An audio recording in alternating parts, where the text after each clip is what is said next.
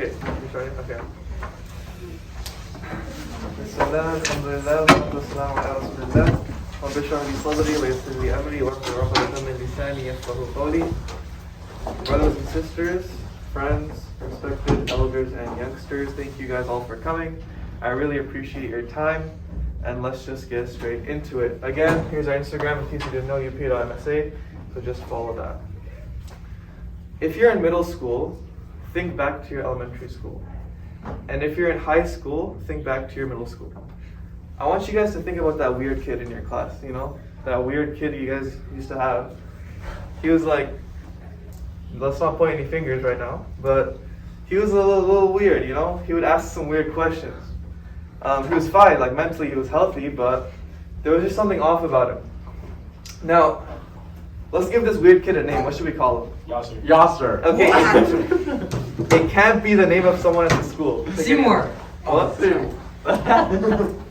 Okay. Anyone, give me a name. Someone. Bahir. Yeah. Okay, let's do Henry. Is anyone at the school named Henry? Do you guys know anyone named Henry? I think so. Yeah? Okay, let's pick another one, quick. Chicken. Peter. Peter. Is anyone named Peter? No. There's probably someone, but it's fine. Yeah, okay, it's fine though. I apologize, Peter, if you're watching this. Okay, so that weird kid named Peter in your class, okay? You know, he was kind of weird. I don't know what was wrong with him, but let's say 10 years from now, I don't know what you guys want to do 10 years from now. Maybe you'll be in college or married or have your house, whatever. I want you to imagine Peter calls you up. So he calls you up, he's like, hello. And the first thing you say is, how did you get my number?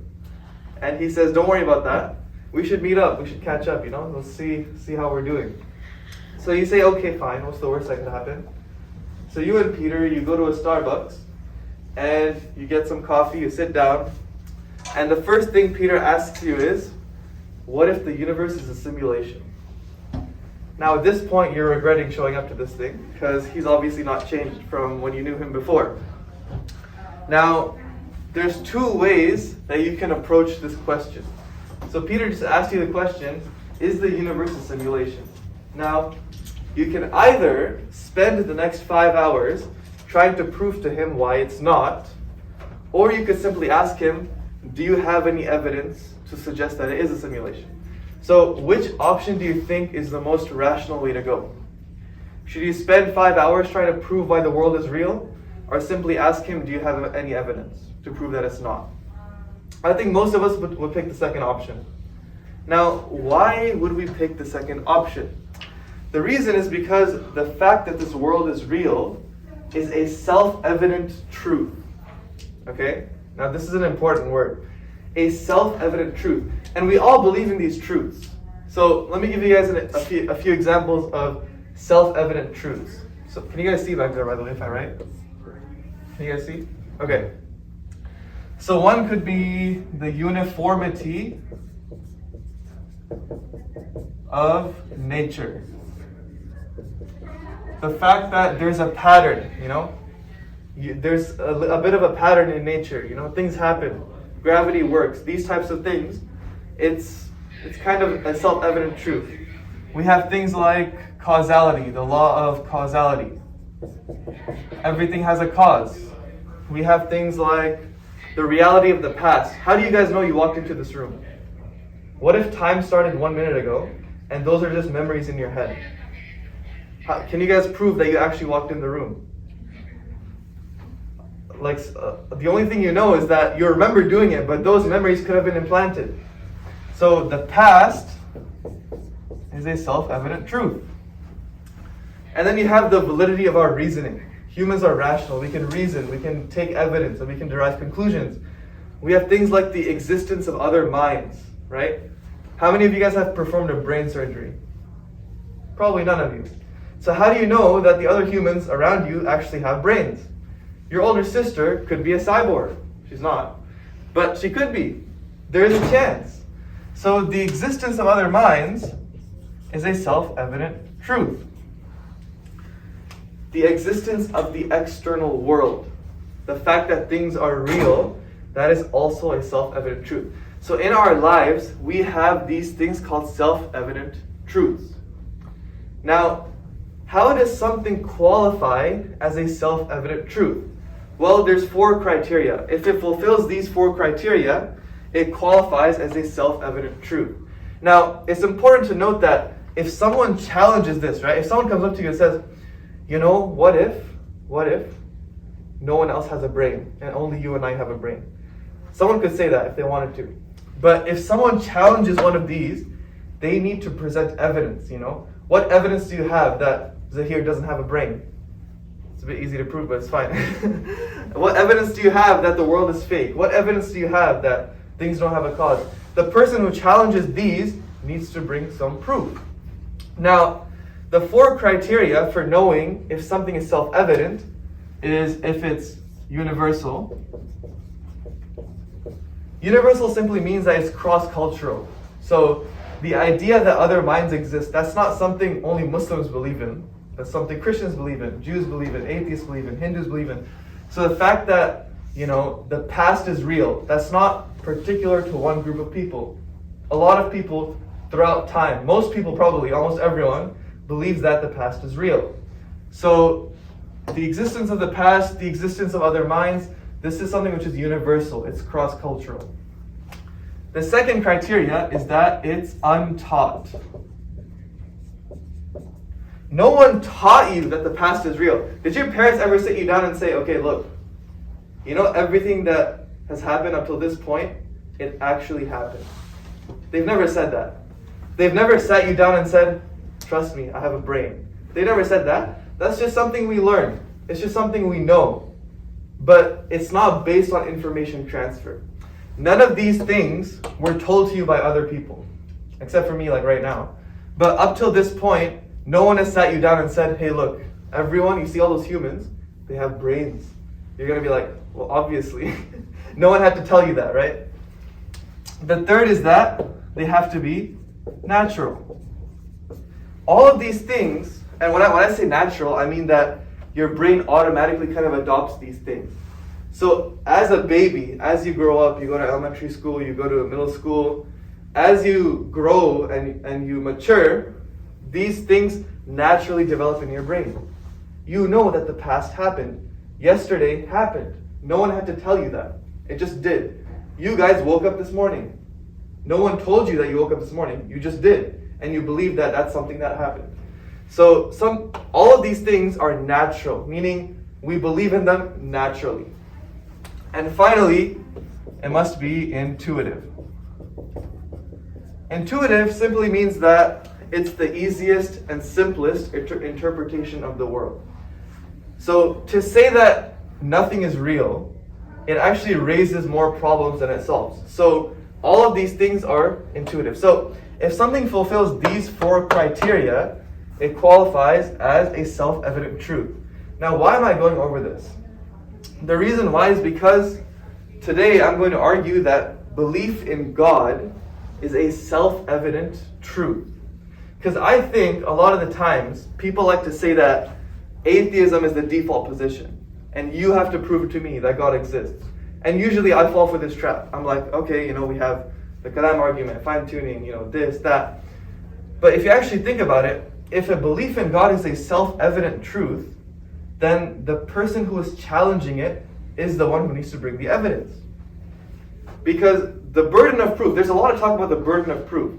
The burden of proof is just a fancy word for saying, you have to prove it to me. So a lot of people like to say that atheism is the default, now you prove to me why God exists. I'm arguing the opposite. I'm saying that God existing is the default, and anyone who tries to challenge it needs to bring evidence.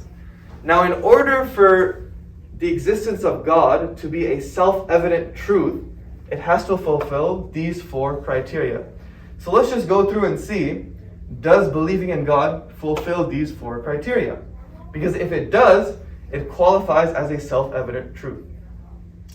So let's go to the first one, universal. I said something which is universal is something which is cross-cultural. Now, the belief in God or some sort of supernatural cause to the universe is existent in all cultures. And in fact, it has been all throughout time. Now, there have been different variations. Some people say it's one God, some people say it's a Trinity, some people say it's multiple gods. But the idea of a supernatural cause is something which everyone throughout time, every people has believed in at some point. Now, universal doesn't mean every single person has to believe in it. Obviously, that's not what it means. All it means is that it's not specific to one group of people. So there have been different cultures, Christians, Jews, Muslims, and all these different types of people who have accepted the idea of an external creator. So the idea of God existing is something which is universal. And even today, the amount of theists outnumber atheists, and that has been true pretty much throughout all of history. So I think we can safely conclude that the existence of God is universal. It's not specific to one group of people. So let's go to the next one, untaught. Is belief in God something which is taught to us? Well, I think this is very interesting because I remember I was watching a video of Richard Dawkins. Do you guys know what Richard Dawkins is? He's like a famous atheist. He's like a biologist or something like that. But anyway, he basically said, I'm an atheist, just like I'm a unicorn or a fairies. There's no evidence to suggest that there's unicorns. There's no evidence to suggest that there's fairies. So I don't believe in unicorns. I don't believe in fairies. In the same way, there's no evidence to suggest that there's a God, so I don't believe in it. Now, on the surface, this might seem pretty logical, right? None of us here really believe in unicorns and fairies and Santa Claus unless someone brings proof. So you would think the same logic should apply to God. If there's no proof for God, then why should we believe in Him? So on the surface, it seems like, okay, it makes sense. But if you actually look at it with a critical eye, you'll see that what he is saying is actually wrong. And it's because of something called a fallacy of equivocation. Now, the reason why I say that is because you can't compare God to a unicorn or a spaghetti monster or whatever you want to call it. Because in order for us to know what a unicorn is, someone had to teach us. Maybe we saw one in a book or we saw one in like a TV show or something, right? We weren't born believing in unicorns, were we? So this kind of comparison is actually not substantiated. And it also ties into our next one, which is natural. And I think this is actually my favorite one.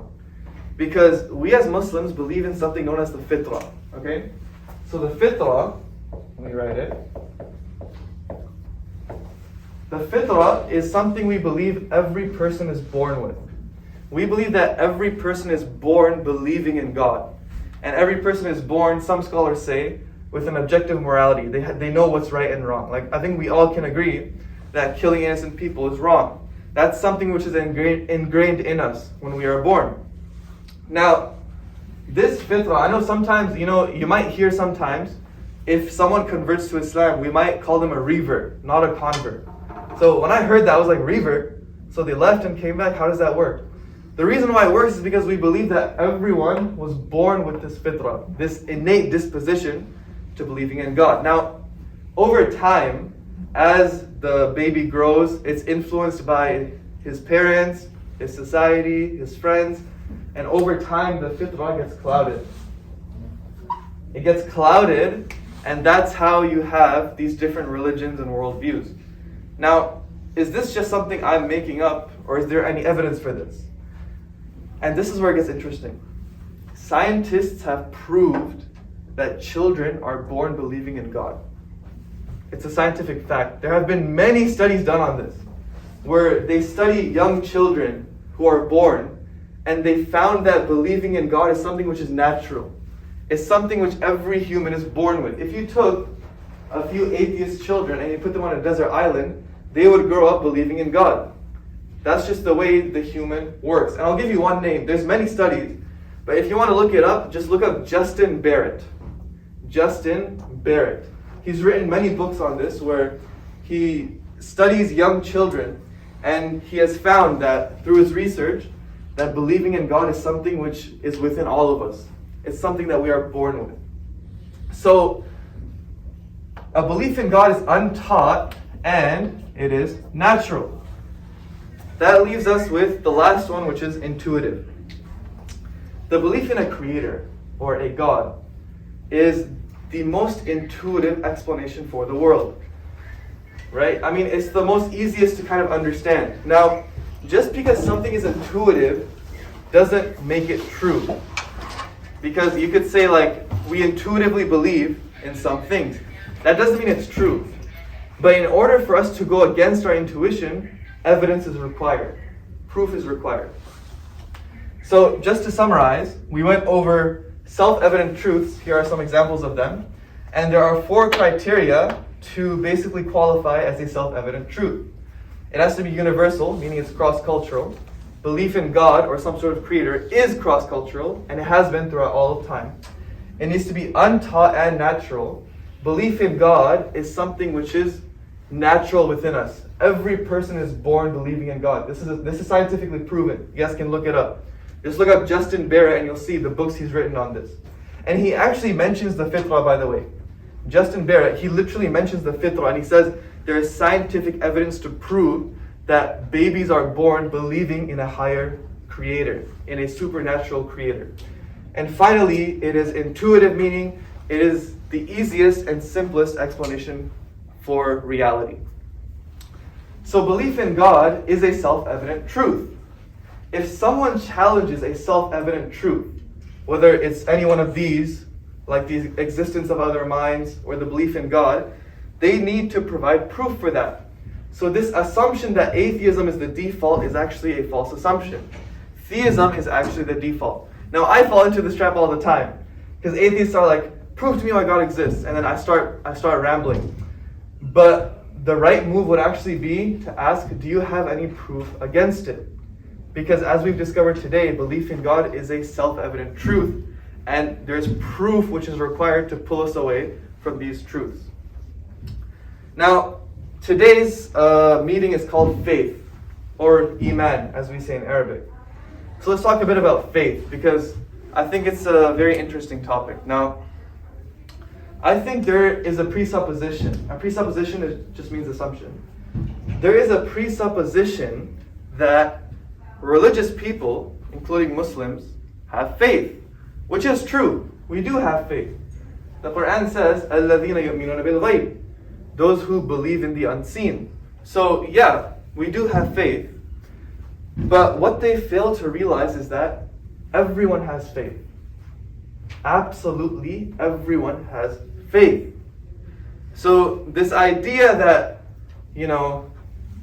religious people have faith, but I'm not with them, I believe in the evidence. I believe in what's true. This is a false understanding of reality. Because just because you have faith in something doesn't automatically make it false. I think we have this kind of assumption that if you have faith in something, it's false. Even things that we think are solid, or at least we perceive them to be solid, require faith. Let's take mathematics, for example. Someone could argue that mathematics is true. But mathematics is based off of axioms and theorems. An axiom, by definition, is something which cannot be proven. And theorems are based on axioms. Therefore, in order to do mathematics, you require faith. Now this problem is exacerbated or exaggerated when we look at the scientific method. We need faith to do science. Science is based off of assumptions and presuppositions about reality. And no one will deny this. I think any person who's ever studied the philosophy of science will agree that you require faith to do science. Let's look at the theory of evolution, for example. Just one example. I've done a whole video on this. You guys can look at it at our Instagram.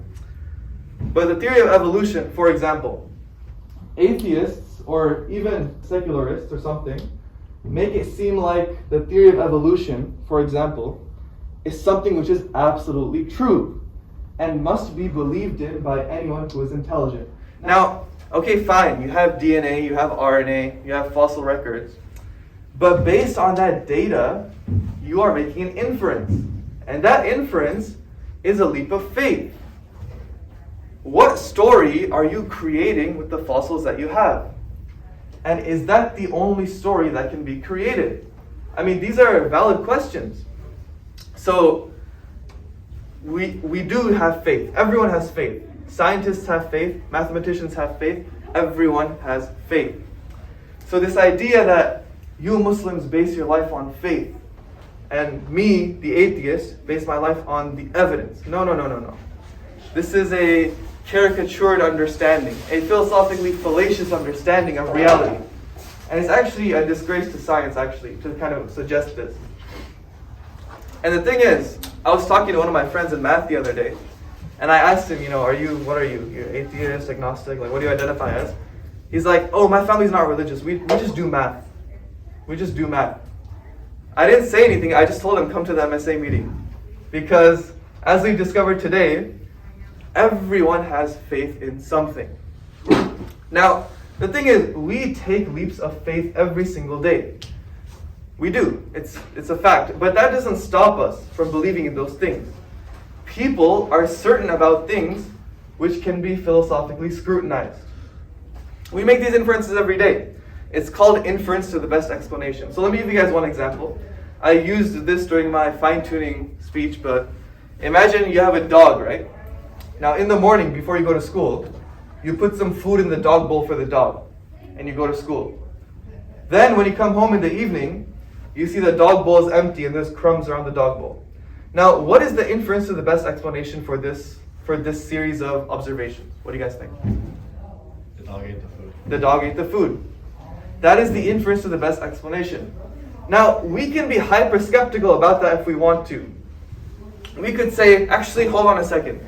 Is it possible that my mom ate the dog food? Yes, there's a chance that she did that. Actually, no. Is it possible that my dad stole the dog food and sold it to our neighbor? Yes, there's a chance. I mean, we can make these hyper-skeptical hypotheses, but we don't do that. So you see, every single day, we take leaps of faith. We make assumptions. We make inferences about things. Why? Because when the weight of evidence is presented, it must be accepted. So the question isn't whether we should have faith or whether we shouldn't have faith. That's not the question. Everyone has faith. We all have faith in something. The question now is, what kind of faith is acceptable faith and what kind of faith is unacceptable faith? This is the question that we need to be asking as a society. Now, proof is required in order to have faith. You can't just expect me to believe in something just because you say it. The Quran says, قُلْ هَاتُوا بُرْهَانَكُمْ إِن كُنْتُمْ صَادِقِينَ.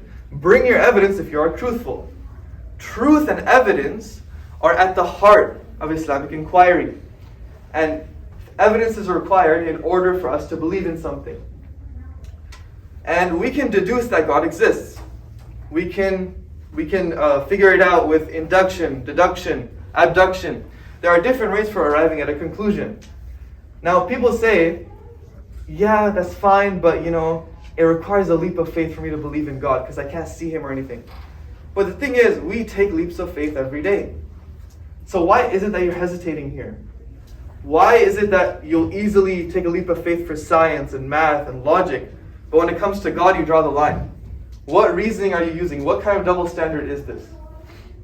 Now, the thing to realize is that everything can be doubted. You can doubt the fact that other minds exist. None of us have done a brain surgery. How do you even know that the people in this room have brains? They could be cyborgs. You can doubt that the past exists. Did you walk into this room? Or was that something that was implanted in your head and time actually starts right now? The law of causality. Does everything actually have a cause? I mean, we can doubt anything we want to. But we don't. Just because we can doubt something doesn't mean we have to. And that's the main point today. We can be hyper-skeptical about anything. But that doesn't mean we have to be. So when someone says it's not rational to be a Muslim, and it's more rational to be an atheist or a liberal or a feminist or whatever else you want to identify as, that person is being a bit disingenuous. So, just to summarize, we went over intuitive truths or self-evident truths. Things like the existence of other minds. People in this room have brains. I mean, how do you guys know I'm not a shape-shifting alien? How do you guys know that? Most of you guys would assume I'm human. But have you proven that? Have you? I could be an alien, maybe. There's a chance. I'm not, don't worry. That's exactly what an alien would say. Okay, fine, whatever. You got me. So we discussed that there are self-evident truths. And these self-evident truths fulfill 4 criteria. They're universal, meaning that people believe in them. All across time, all across cultures, people believed in the law of causality, or the fact that the past exists, or that people have minds. That's not something specific to one people. These have to be untaught and natural. We discussed how believing in God is something which is natural. It's something people are born with, and there's scientific evidence for this. Every single human, every single one of you, was born into this world with an innate disposition to believing in God. And just one reference, you can look at Justin Barrett, who's written books on this, and you guys will see what I'm talking about. So there is scientific evidence which proves that every human was born believing in God. And God is the most intuitive explanation for our universe. Now, faith and doubt, the second thing we discussed was about faith, or Iman, which is the Arabic word for it. They are not exclusively religion-oriented, because everyone has faith. We all have faith in something. We all do. How do you know you're not adopted? Seriously. And don't even tell me you have a DNA test, because you don't, okay? We all have faith in that. We have faith in our parents. We have faith in science and mathematics. Someone could say that mathematics is something which is concerned with the truth. But at the same time, you require faith to do mathematics. Now, am I saying we should abandon math and abandon science? No. Obviously not. We're still going to pursue these fields. But I'm just trying to highlight the point that just because something requires faith, that doesn't mean it's false. Faith and certainty are not two different things. They can be reconciled. They can be contradictory. They don't have to be contradictory. I like using big words sometimes. It makes me sound smarter. I know what they mean though, don't worry. So, faith and certainty are two different things which can go together. And they do go together, as we see in math. So, basically to summarize, the point that I'm making today is that theism is the default position. If you want to challenge theism, you need to bring some evidence. Now, the most popular evidence that people bring is the problem of evil, which we've already talked about. And you can ask me about it after if you have any questions. But until we see a reason for disbelieving in God, we shouldn't have to, because it's a self-evident truth. It's something that we're born with. It's natural to us. So why should we go against our intuition unless there's a good enough reason for doing so? And finally, we all have faith in something. We take leaps of faith every day. We take leaps of faith when we wake up in the morning, when we go to school, when we do math, when we do science, when we use our logic and reasoning. So why is it that we're so hesitant to take the leap of faith in believing in God? What is so different about it than all these other things? Hopefully you guys learned something new today. I want to thank you guys all for coming. I really love seeing you guys. It's really a pleasure. And I'll see you guys here next Thursday. Thank you guys for coming.